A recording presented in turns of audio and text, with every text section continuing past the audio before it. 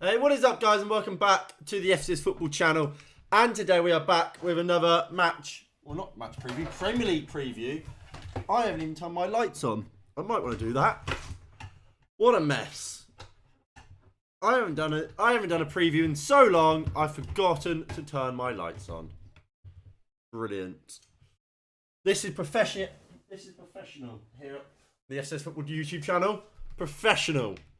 That's the wrong button. There we go. So yeah, we are back with another Premier League preview for this week. It's Manchester United, Man City. We've got loads of games.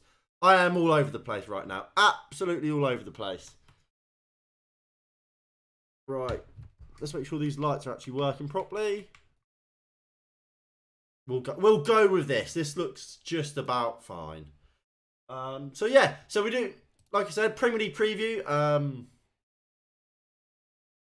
Should be a good one. We got a lot of good games this week. But before we look at this week's fixtures, let's have a look at last week's. So, why is this broken? There we go. So last week, these were the games. So obviously, in the first game of the week, we saw Brentford take on Liverpool. Liverpool defeating that game by 3-1.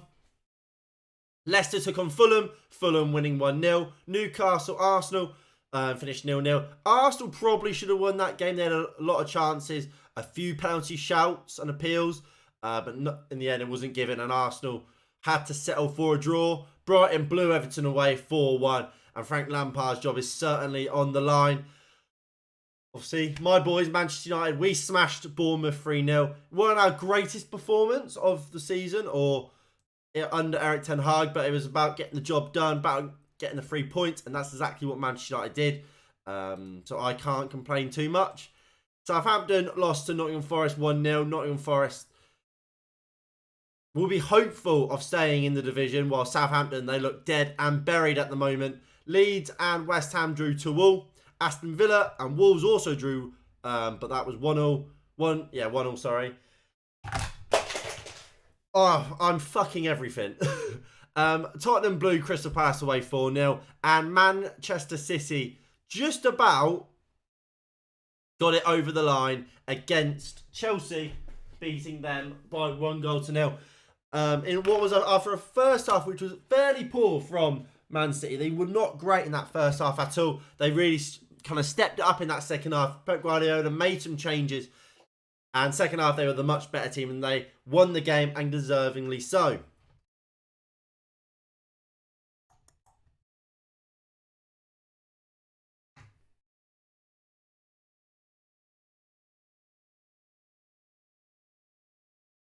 There we go.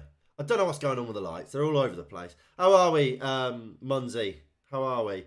How much of this game week have a say in the title race? Well, you say that at a great point, Abdullah, because this is the current state of the Premier League table. So at the top of the league is Arsenal, 44 points with a goal difference of 26.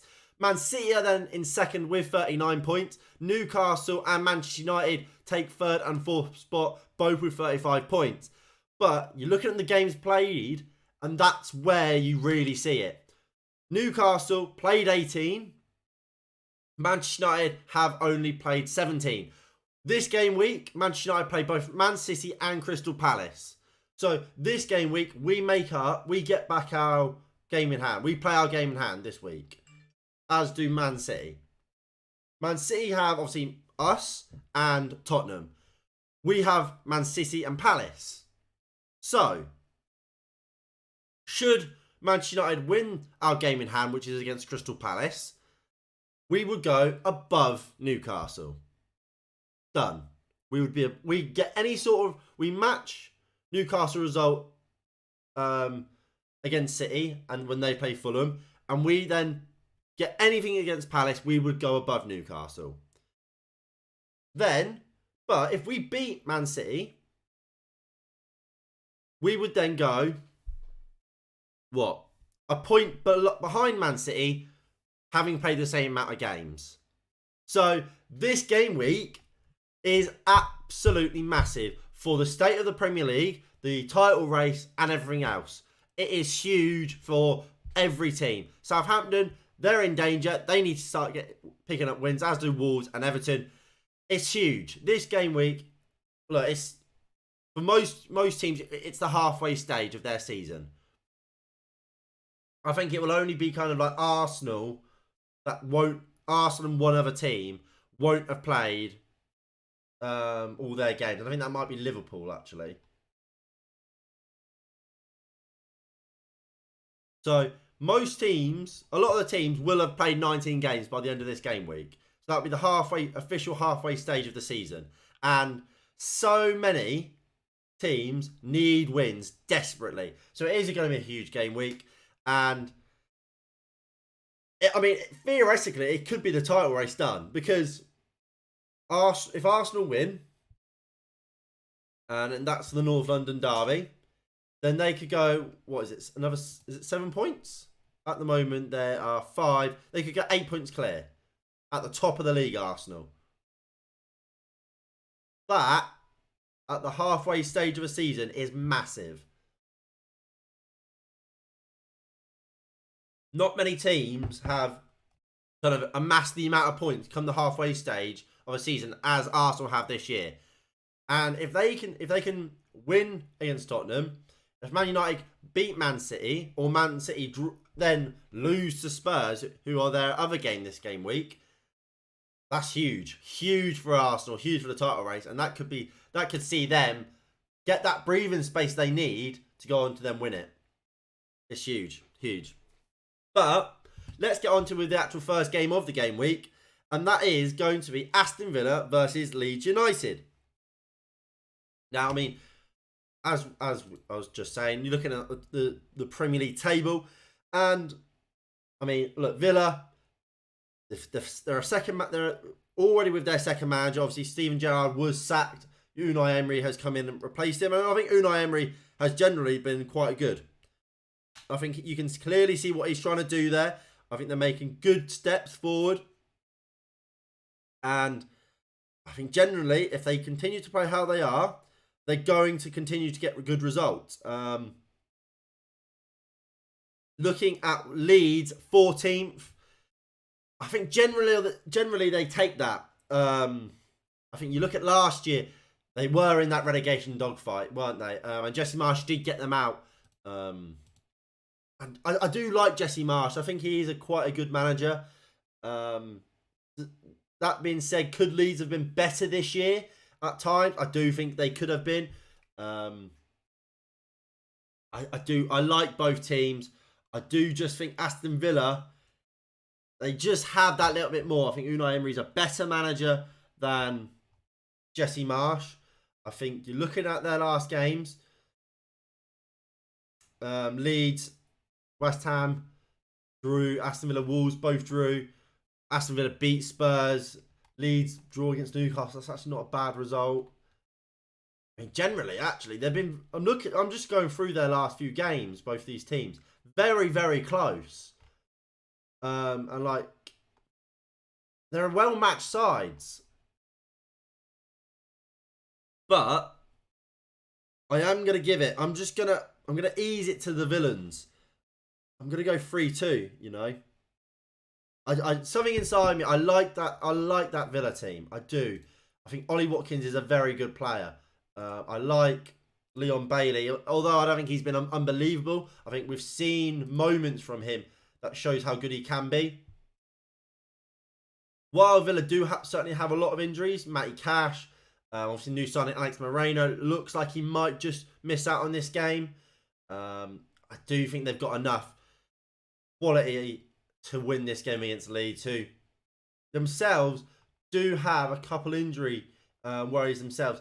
None of them massive. I wouldn't say none of them are massive, but they do have some injuries themselves, Leeds. Like I said, I think Villa will just about scrape it. 1-0 Villa. Yeah, I mean, I think it'll be a 1 goal either way. Something just tells me Emi Martinez and Meslier are just going to have shockers. They're just going to have shockers tonight. And that will see a goal fest. the probably the biggest game of the game week. If it's not this, it's the North London derby. It's the Manchester derby. It's Manchester United versus Manchester City. And I am shitting it. I am absolutely shitting it. Now, we will have a preview for this game. That is actually going to be live. We're going to be live for that at 8 o'clock, where we'll go to this game into a little bit more depth and detail. But it's the big game, innit? It's the huge game of the game week. It's 2nd v 4th. It's huge. And I look at this game and I do think, can we win it? Yes. Will we win it? I don't know. And that's not a great place to be in, because the thing is with Pep Guardiola, the thing is with this Man City team is they can change it and they can really fuck up. Because, for example, when Man City played Chelsea in the league, that Man City did that weird 3 at the back. Well, we'll go over to this.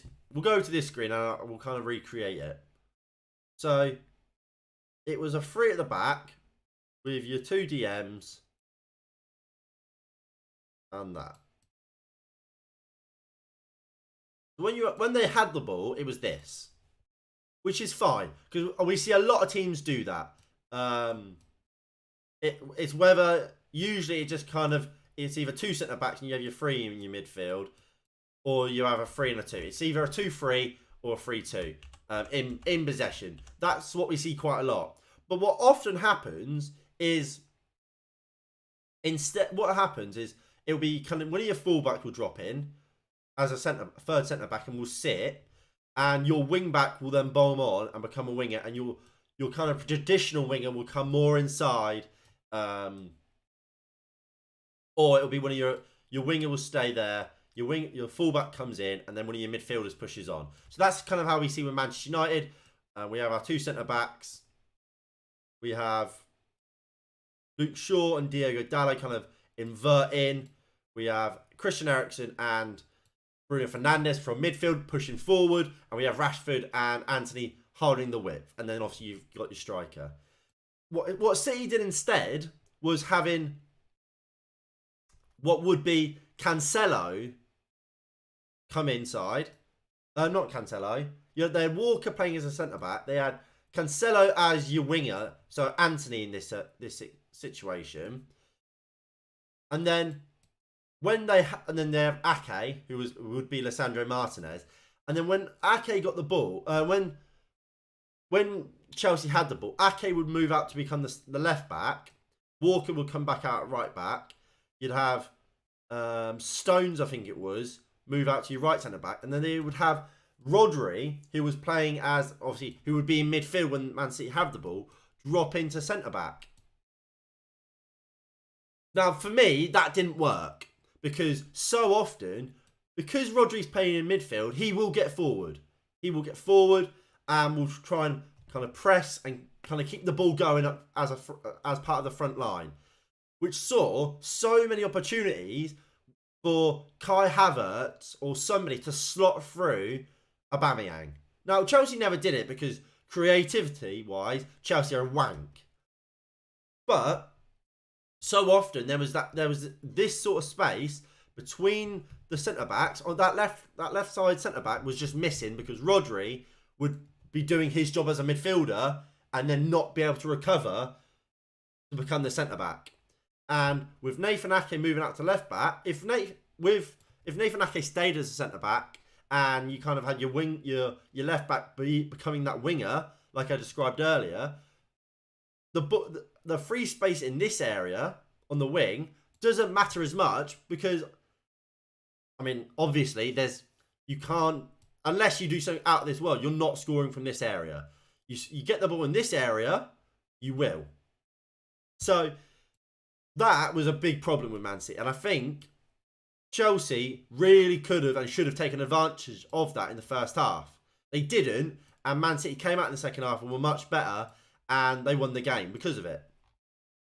Now, if City line up like that against Manchester United, I think we can beat them. Because I think we've got Marcus Rashford, who will run into those spaces. We've got Bruno Fernandes, who will definitely take that risk and make that pass. Eriksen will also try and make that pass every single time. You got Martial who can do that as well. You got so many players who are willing to make that run into the box, make those passes, that I just don't see how it would work against this Man United team.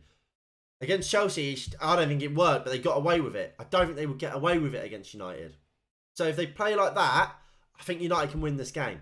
If not, and they play their 4-3-3, the team they normally do, with Cancelo and whether that's Kyle Walker or whoever inverting, letting players like Bernardo Silva, Ilkay Gundogan, De Bruyne, whoever it is in that midfield with Rodri, get forward, it could be a really difficult game for Manchester United.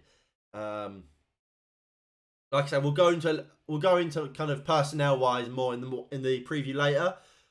But it's going to be a tough game for both sides. I don't like to say Man City are going to win games, especially against Manchester United. And I'm actually not going to. I'm going to say 1-1 draw. If you let City run through your midfield, they'll eat you alive like 20 minutes by like 5 or 6. I mean, that's kind of what happened in the last game against them. I mean, if we go to this screen, so this is a preview later. I mean, look at the score. Come half time, it was 4-0. After 38 minutes, they were 3-0 up. After 8 minutes, they were 1-0 up. Like, Man City are capable of doing that to you, turning a game like that. You've got to be at your very, very best to beat them. But I think we can be. What am I looking for? Where is it? I'm looking for.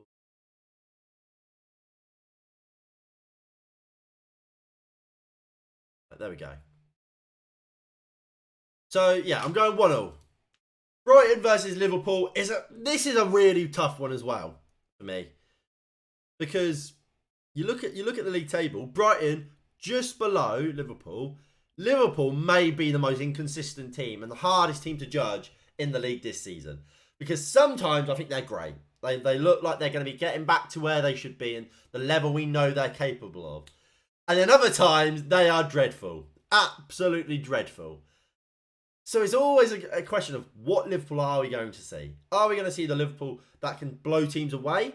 Or are we going to see the Liverpool that loses to Brentford 3-1 and deservingly so? Liverpool are without Virgil van Dijk, which is a big miss for them. And, I mean, Brighton are just playing some great stuff at the moment. I think Robert De Zerbi has come in, taken over what Graham Potter had done and was doing brilliantly at Brighton and kept it going. And I think they're a better team now than they were under Potter. I have to say that.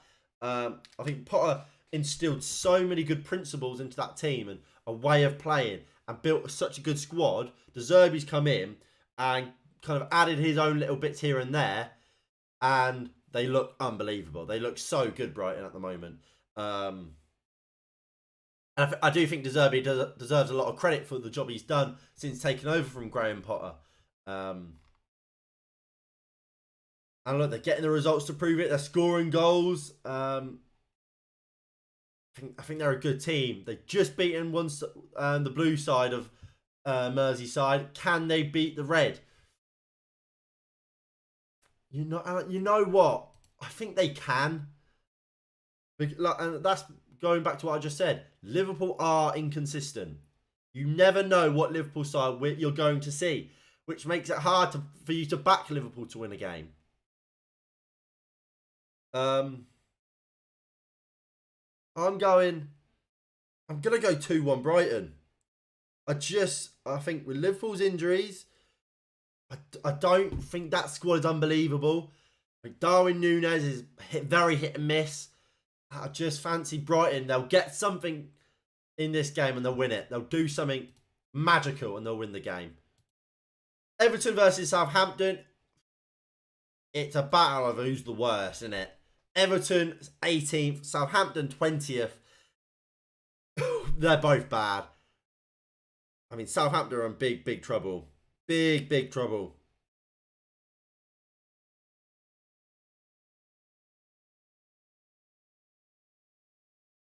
I mean, the one thing you can say at the moment for Southampton, despite the fact they are bottom of the league, is look, they've just beaten Man City in the cup, and to be fair, what is it? Nathan Jones, their manager. Yeah, Nathan Jones. After his first 4 or so games against for Southampton as manager, there was already, oh, he needs to be sacked. He needs to be sacked. But he's slowly, but looking like he's turning it around. A win in their last game against, who did they play? No, they didn't. They lost their last game. I could have sworn they've won two during the bounce. They did. They won the FA Cup. That's it. So yeah, they won against Crystal Palace in the FA Cup. Beat Man City then in the League Cup to make it to the semi-final of that. So, is Southampton turning it round?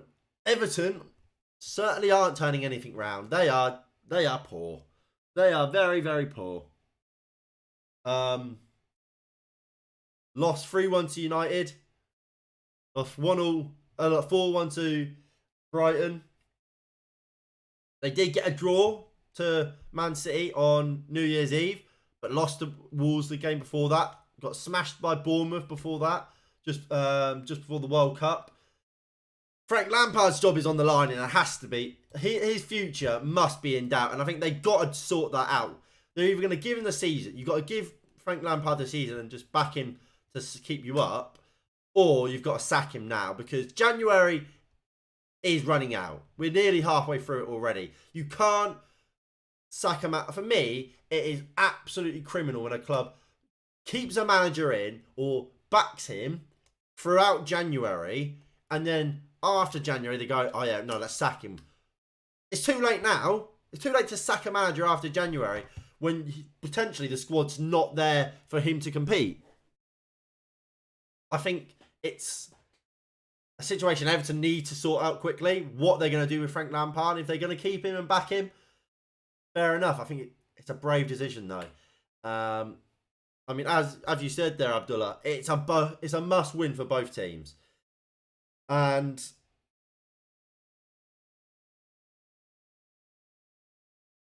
I think Everton I think Everton will just about get it 1-0, but like I said, I think it's going to be really close.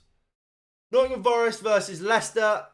Again, I'll keep this one quite quick because we have got quite a lot of games still to cover. Nottingham Forest aren't going to win the game, I don't think. I think Leicester will win it. It's a derby, isn't it? This is a derby.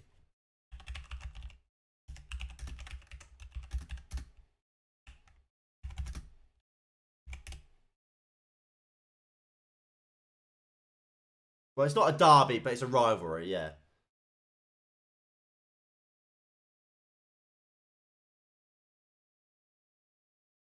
Oh no, East Midlands derby is what it's referred to as. So I guess you can call it a derby. So both teams will be up for it, especially that home City ground. Those fans will be going ballistic tonight, well, for this game.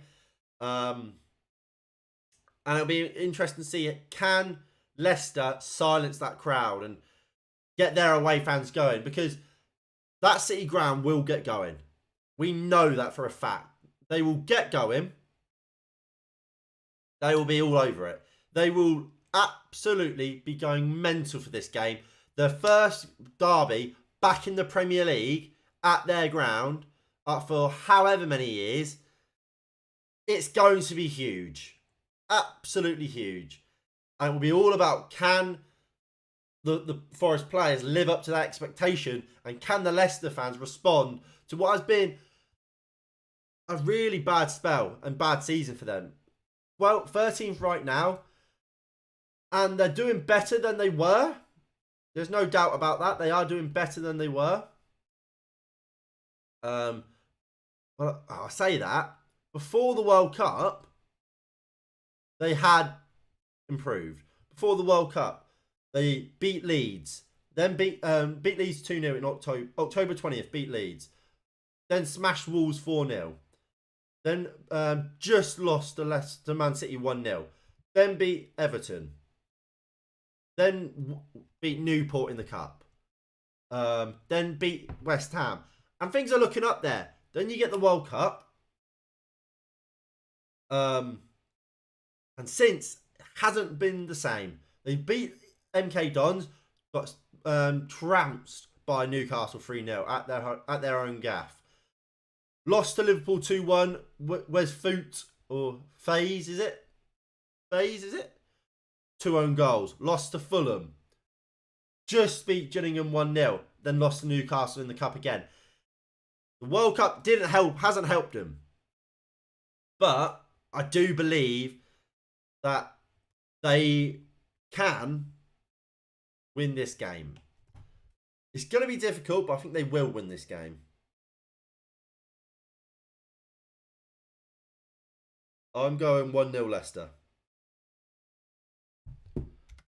Wolves versus West Ham. The 2 W's in this league. Funny enough, both teams could be doing with some W's. Because at the moment, 2 teams that, for most people, they assume they'll be in and around the European spots again.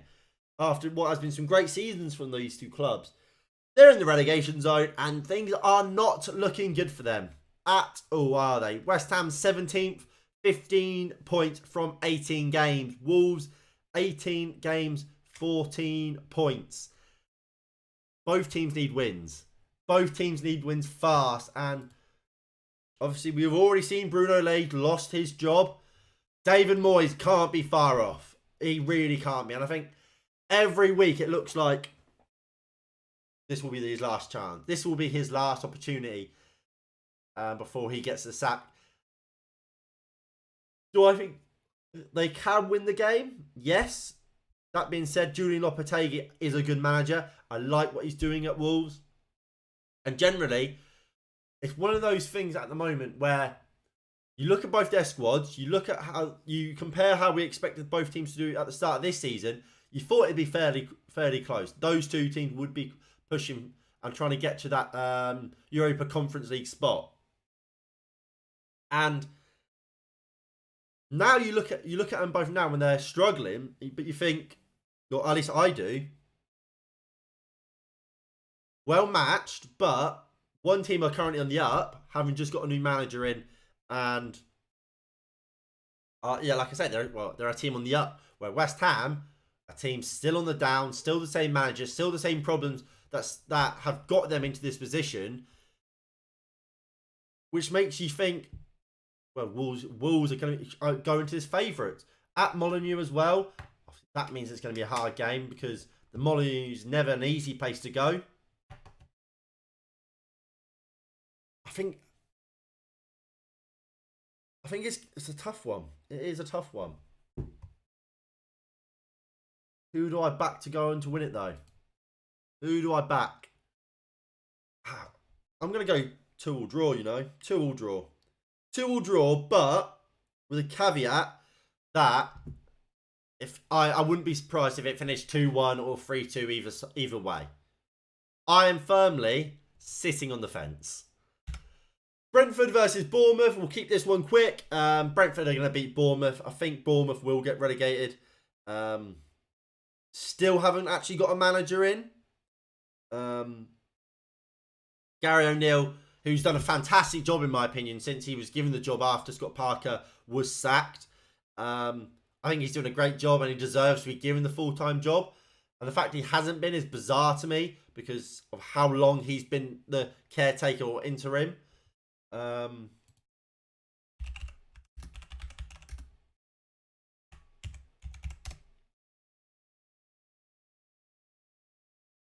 Or has he been given it?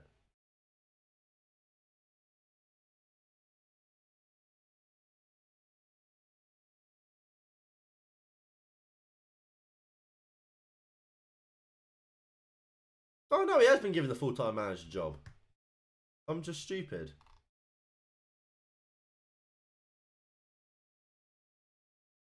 It was in November he was. Well, I'm stupid. But Either way, I don't think Bournemouth survive. Brentford obviously will. Because look how high Brentford are doing. High flying Brentford in 9th versus Bournemouth, who, I mean, we spoke about Everton, Wolves, and Southampton. They're all in real danger, and yet Bournemouth, they're only 1 point above West Ham, only 1 point above Everton, 2 points above Wolves, and all those clubs have significantly better goal differences, especially West Ham and Everton, than Bournemouth, because they haven't lost 9-0 to somebody this season. So Brentford will win the game. It's just a matter of how many for me. I'm going 2-0. Chelsea versus Palace, and I think this game is actually really interesting. Chelsea have been so dodgy recently. I feel bad in a sense for Graham Potter. I have to say that I do feel bad for him because he has got such a hard job right now for me.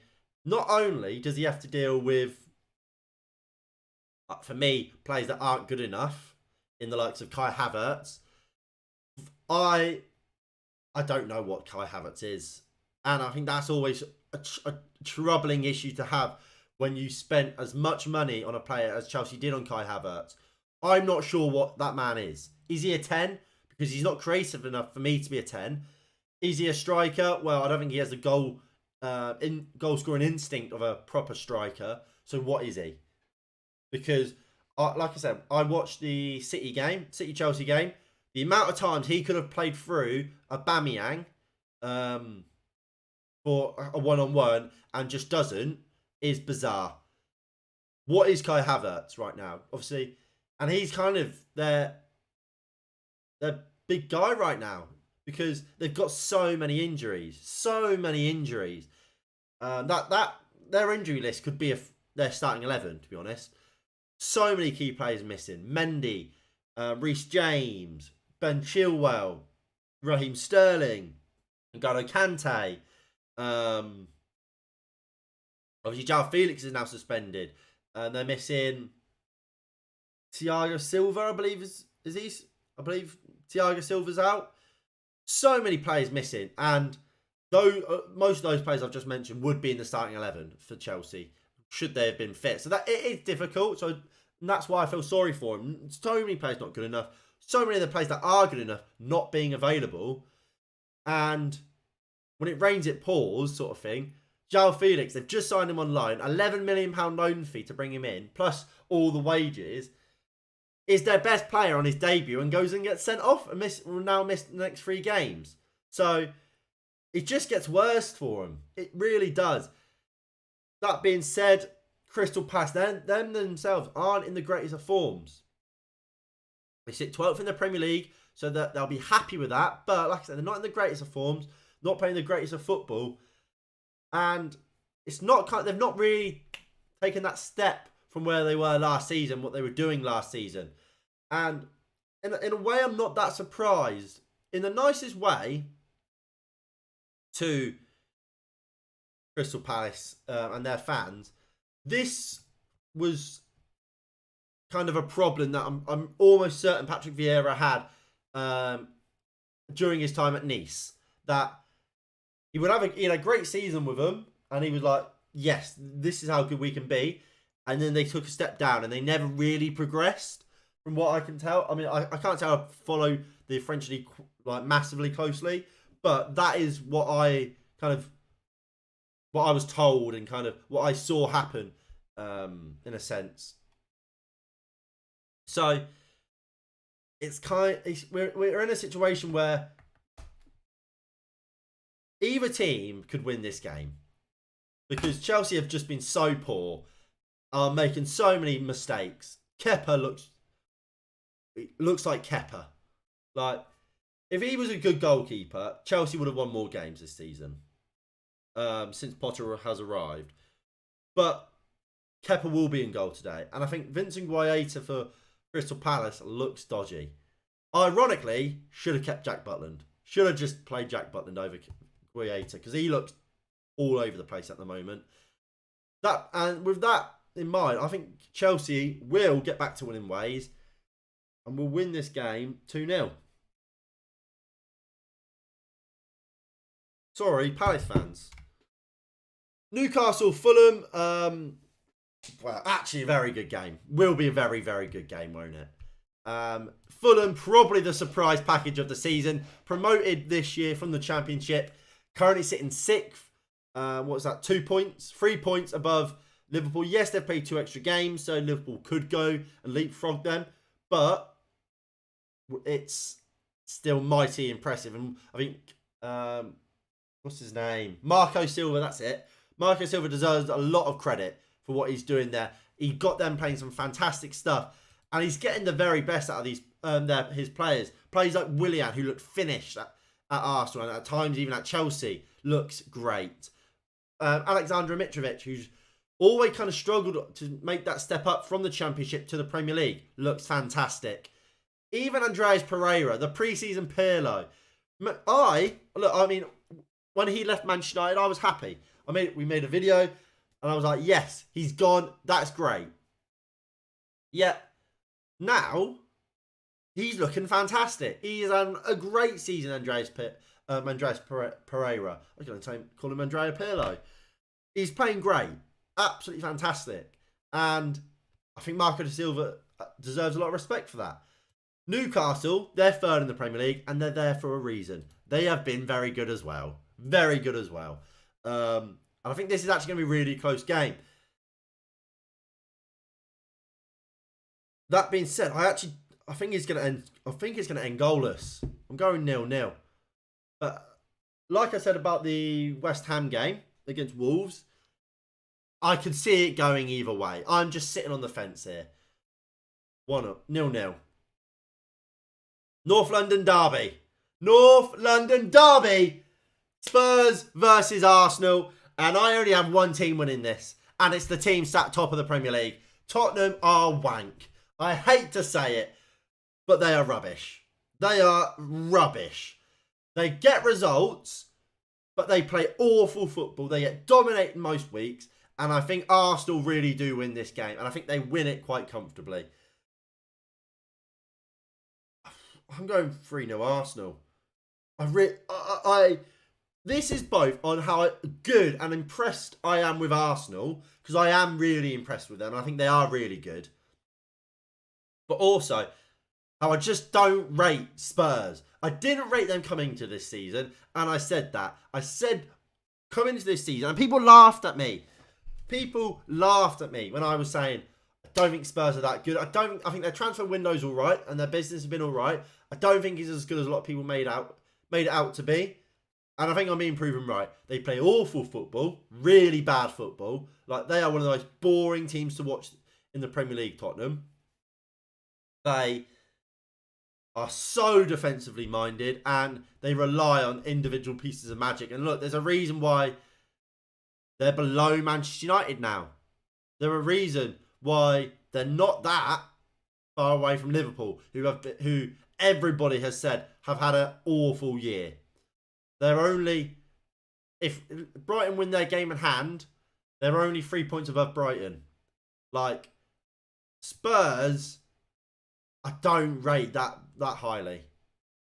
I truly, truly, truly believe Arsenal are better than them and will beat them. And beat them comfortably.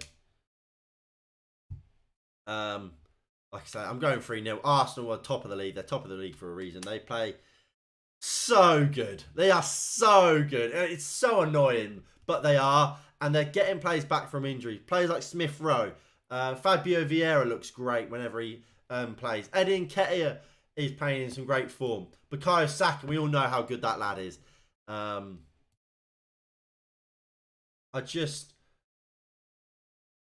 don't see a world in which Arsenal don't win the game, especially when you take another look at Spurs' injuries. Richarlison's out. Bentancur is almost certainly out. Kulusevski may be out. They're big plays for Spurs. Whereas, I mean, Saka could be out, but chances are he won't be. Obviously, we know Gabriel Jesus and Reece Nelson are out, but Reece Nelson isn't that big of a deal. I'm all right, NG, mate. How are you? yeah, Nelson is not a big deal, and obviously Richard, Gabriel Jesus is, but when Eddie Nketiah is in the form that he is in currently, I don't think he's that big of a miss at the moment. So yeah, pardon me, that was rude. So yeah, 3-0 Arsenal. We finished top 4 this season. Is this a real reflection of our progress, or because other traditional top 6 teams are performing poorly besides City and Arsenal? I think that sort of question is always hard to kind of base during midway through a season. As of right now, I mean, what we'll do, we'll go to this screen. So, 17 games, 2 defeats, 4 draws. No, 2 draws, 4 defeats. That's not bad. If we look at the Premier League from last year. So Tottenham last year, they got top 4, and no one really begrudged Tottenham for that. Lost 11 games and drew 5. So we're on course to better that. We're on course to kind of be in the middle of both Spurs and Chelsea. So as it stands, we would get on our own merit.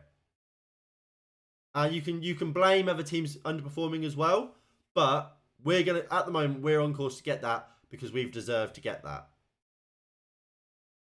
Whereas in seasons gone by, 1920, I want to say. Yeah. This season, we got third because Chelsea and Leicester were dog shit after lockdown. So, I do think at the moment, if things continue how it is, we get it, which shows our progress.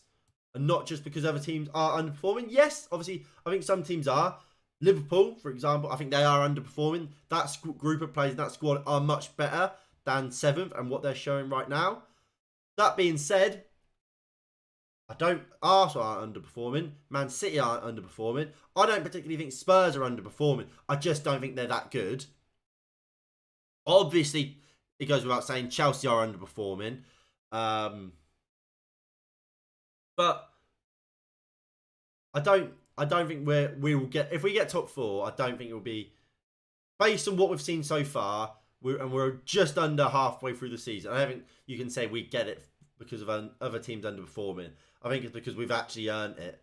Because I mean, I think one last thing to caveat that before we get back onto the actual games. As we just said, as you said yourself, Man City and Arsenal aren't underperforming. We're 4 points off Man City. 4 points.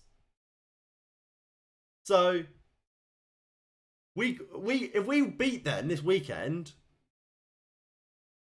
we're 1 point off of them. So we're not. No, I don't think you can say it is. Obviously, like I say, if in the second half of the season we collapse and we only get to 15 wins and all the rest are draws and losses, and we still somehow get top 4 at that point, yes, it's because the other teams around us have disappointed. But based off the here and now, it's completely because we deserve it. Winning the Carabao Cup is a must to help set the expectations for next season. I agree. We should be winning the Carabao Cup. The only team that should even scare us are Newcastle, and when we played Newcastle in the league, we should have beat them. Newcastle are good. I think we're better than them though. Crystal Palace versus United. Again, we will have a preview for that. Obviously, that will come out after this. I think that'll be Tuesday because I believe the game's on Wednesday. We will have a preview for that. But United, we should win this game, shouldn't we? Obviously, it's harder when you look at games like this because obviously we play Man City first, and who knows what could happen in that Man City game. We could get so many injuries in that game, and this game then has a completely different complexion to it. Obviously, that's the same goes for Palace. when they take on Chelsea. But as it is right now, United should win it, and I think we will win it. 2-0.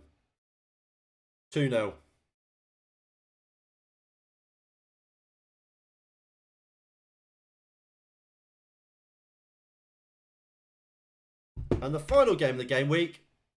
It is the final one, yeah, it is. The final one, Man City versus Spurs. And Man City are going to smash them, aren't they? Man City are going to smash them. 3-0. 3-0 Man City will win. Man City are too good. Man City are so good. And like I was saying about Spurs when they were playing Arsenal, I don't think Spurs are that great.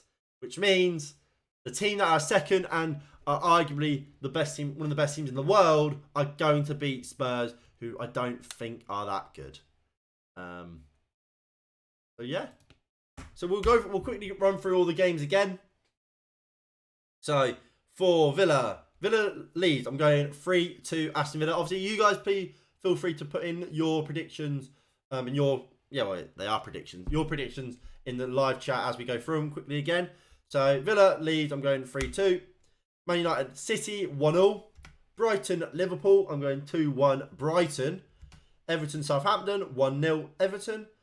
I have Leicester City to beat Nottingham Forest by 1-0. Wolves and West Ham to draw 2-2, with Brentford to beat Bournemouth by 2-0. Chelsea Crystal Palace will finish 2-0 to the Blues. Newcastle Fulham to end goalless and in a draw. Spurs Arsenal 3-0 to the Gunners. Manchester United will beat Crystal Palace by 2-0, and Man City are beating and are blowing away Spurs 3-0.